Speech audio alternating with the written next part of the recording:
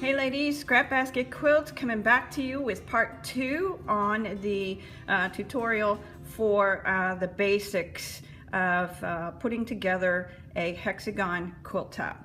So I left off in part 1 with needles, and I just wanted to tell you that the needles that you use should be, for when you're hand sewing them, should be fairly thin because your stitches are going to be very small, and that is why I use a milliner's needle or a straw needle in order to sew my pieces. Now most ladies, when they put them together, they use whip stitches. If they're hand sewing it, they will use whip stitches. I started off that way, but I had a piece that I had put together. I didn't like it, and I went to try to rip it out. Well, when you have tiny, tiny whip stitches in there that you have sewn the pieces together with, they are next to impossible to rip out without ripping up your material. So I started with a different kind of method of hand sewing, and I actually use a blanket stitch with the small needle, and it works very well. Okay, that's it for my needles. Now this next one is going to be kind of funny. Whoops, I dropped one, but I'm not going to pick it up. All right, thimbles. Thimbles. I have an issue with thimbles. My fingers are small. They're tiny fingers, and even as many times as I've gone to look for a really good thimble that is made for small hands, quote unquote, it never fits. So they don't make them an extra small. So it has never worked for me. I had high hopes for this one, but it does not work. This one is actually for the thumb, but it slides off for pushing a needle into fabric, but it slides off. So that one still does not work. And then I have these, my trusty Band-Aids. And how I discovered using Band-Aids, I had actually pushed a needle through my finger, the eye of the needle through my finger with the thread in it. And I had to get a Band-Aid, of course, to put over it. And I doubled it up a couple times and then continued sewing. And I found that it worked very well. These are ugly. They are very ugly. These are not my wound Band-Aids. These are my sewing Band-Aids. But I tell you, they work very well. It's customizable to your finger, the size of your finger, and it works. And this one, I found that when I was sewing and I was pulling the thread tight, I was actually pulling that polyester thread through this joint here, and I had cut into my finger with the thread over time. So that's not nice either, not on your fingers. It's really hard on your fingers. I don't have overly calloused hands, so you know, I had to figure out what to do if I was going to keep working on this. So I got another Band-Aid. Yes, another Band-Aid. So now my thread falls through this and it doesn't hurt my finger anymore.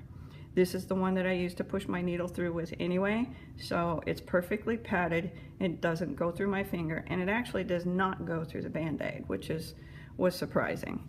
So there, thimbles. Yes, ugly, but they work. The next thing that I wanted to talk to you about was fabrics. I use 100% cotton fabrics. They're quilt shop quality fabrics. If you want to use fabrics from Joann or Hobby Lobby, just make sure that they are the better quality. It will last better. No, I'm not trying to be a fabric snob, but you just can tell the difference in between. Some fabrics are kind of like the difference between a 200 thread count sheet with a 900 thread count sheet. So you can definitely tell the difference.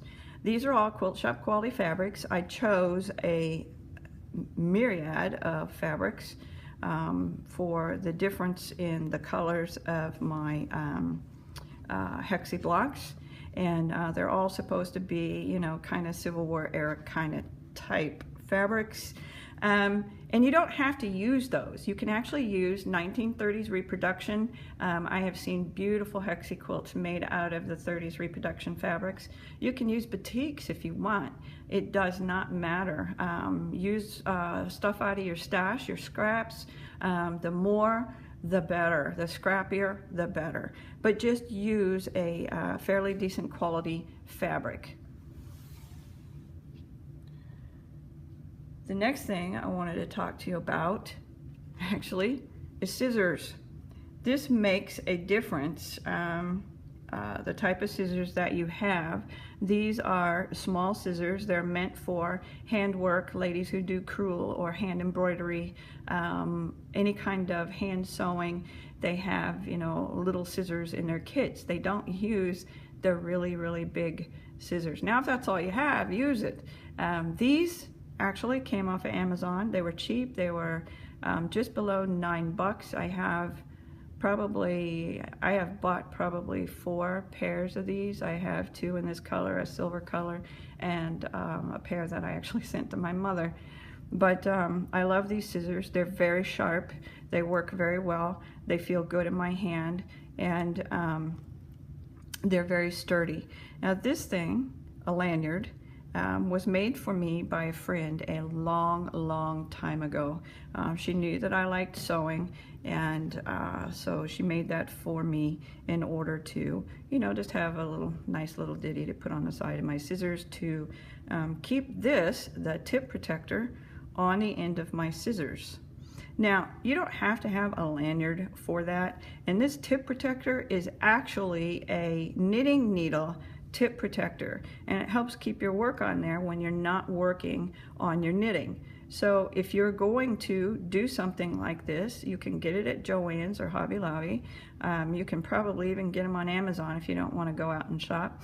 But if you're in Joann's, you can pick these up and just make sure that you get the small ones.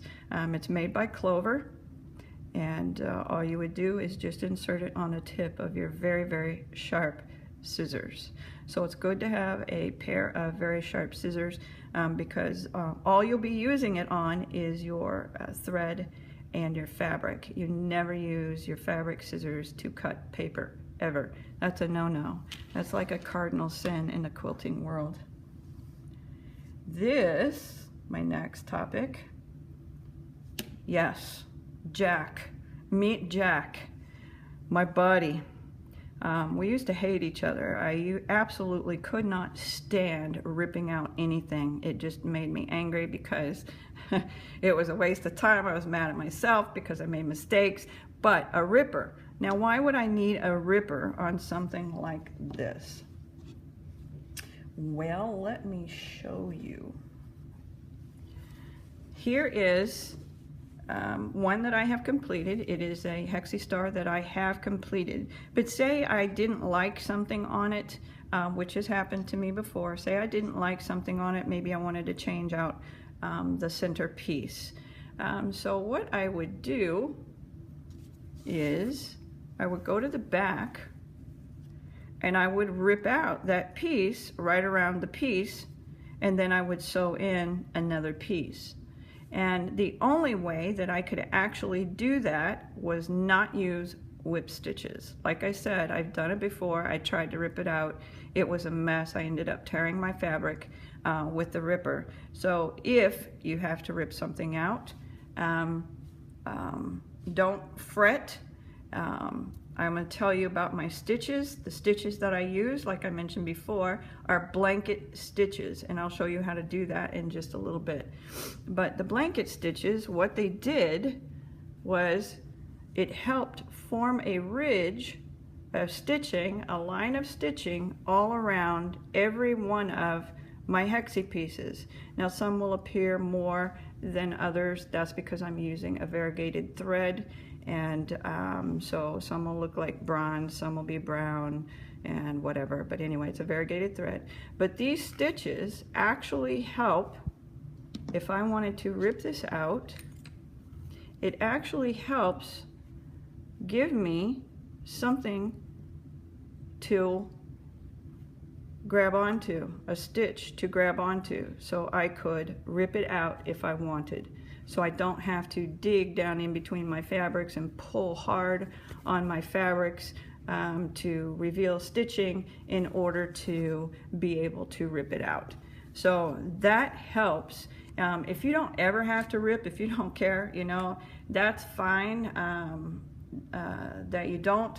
But just in case, if you're like me and you have issues with your work, or you're overcritical of your work, or you just have something that you really don't like and you want to rip it out, that is the best way to do it. The next thing I wanted to talk to you about is my other template. Not my Hexi templates, but my other template.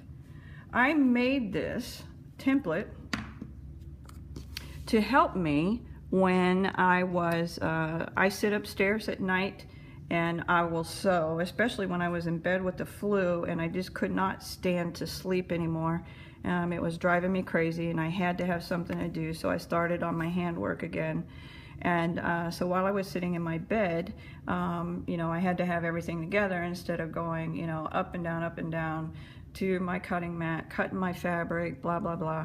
So what I had already done was pre-cut 1.5 inch strips for my particular paper pieces. These are 1/2 inch Hexis, and for the 1/2 inch Hexi, you need enough fabric to go around it in order to be able to thread baste it. So 1.5 inch square works perfect for the 1/2 inch Hexi. So what I did was I cut out of that paper that I showed you earlier in part 1, a 1.5 inch square template. And what I would do is I would sit this on my fabric fairly close to all of the edges, and then I would sit and cut the colors that I wanted, just like that. And I would cut as many as I needed for whatever it was that I am working on. So it made it really easy. But the other thing that I did with my little template is on the back, what I did is I wrote for my project how many I would need of each color. So for the center, you know, 1, and then your second round for this particular piece, I needed 6, and my third round was 12. My fourth round, which are these, which was what started the star shape for this particular piece, I needed 18 of these, and then of course for all the way around the outside, the 5th round, I needed 36. So that was just like my little help in order to know how many I needed of what color I had laid out, pre-laid out and cut, and I used this to help me. So it's just it's not something you have to have, it's just what I use if I'm not next to, say, my sewing machine or my kit, or you know, my cutting board, or you know, things like that.